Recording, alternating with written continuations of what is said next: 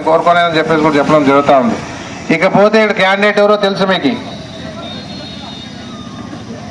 BJP, Janasena, Telugu Desam party వాళ్ళు పెట్టిన candidate వచ్చాడు. మీ ఊరికి వచ్చాడో తెలియదు. ఇంకా ఏదున్నా కూడా ఏ రోజు ఉండే పరిస్థితుల్లో మీరు ఆలోచన చేసుకోవాలా.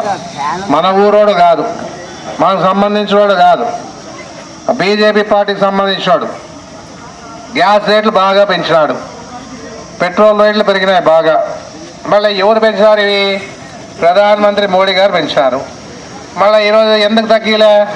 పేదోడు గ్యాస్తోనే వంట చేసుకుంటా ఉన్నాడు, మంచిదే. మళ్ళీ 1000 రూపాయలు గ్యాస్ ధర పెంచినాం, పెట్రోల్ ధర పెంచితేనే అన్ని రేట్లు పెరిగిపోయినాయి. ఇవన్నీ కూడా బాధ్యత ప్రధానమంత్రికి ఉందా లేదా? మళ్ళీ ప్రధానమంత్రి తరఫున నిలబడినటువంటి ఈ ఎమ్మెల్యేకి ఉందా లేదా? ఈ ఎమ్మెల్యే ఎట్లా వాడంటే, ఈ ఎమ్మెల్యేకి 5 మంది పెళ్ళాలు, ఒకరు కాదు, ఇద్దరు కాదు, 5 మంది. ఇలాంటి వాడు మనకు అవసరమా చెప్పండి? 3 వారాలు జైలుకు పోయిస్తాడు, చెంచల్ కూడా జైలుకు పోయిస్తాడు. ఇలాంటి వాడు అవసరమా చెప్పండి? ఇలాంటి వాడిని మనం ఎమ్మెల్యే చేసుకోవాలంట. ఎమ్మెల్యే మా గురించి మాట్లాడతాడు. ఎమ్మెల్యే రాక్షసుడు అంట, ఎమ్మెల్యే దౌర్జన్యం చేస్తా అంట, ఎమ్మెల్యే పేదోళ్ళ భూములు గుంజుకుంటా అంట అనేది ఎప్పుడైనా మీరు విన్నారా అని చెప్పండి. మీరు 2 మంది ఉన్నారు ఈరోజు. అందుకే ఇలాంటి వాడు మా మీద దుష్ప్రచారం చేస్తూ ఉంటే నమ్మతాలి అని చెప్పేసి అనుకుంటా ఉన్నాడు. నాకు 500లో 100 ఎకరాల భూమి ఉందంట. ఎక్కడుందో 100 ఎకరాల భూమి చూపిస్తే రాజకీయాలకే దూరంగా ఉంటా అని చెప్పేసి కూడా చెప్పడం చెబుతా ఉంది.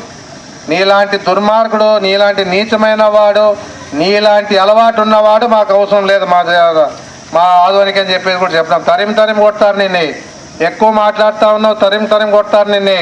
ఊరికే వదిలే పరిస్థితి లేదు. నీ దమ్ము ఉంటే నువ్వు గెలిస్తే నేను రాజకీయాలకే దూరం అవుతా అని చెప్పేసి కూడా చెప్పడం జరుగుతూ ఉంది.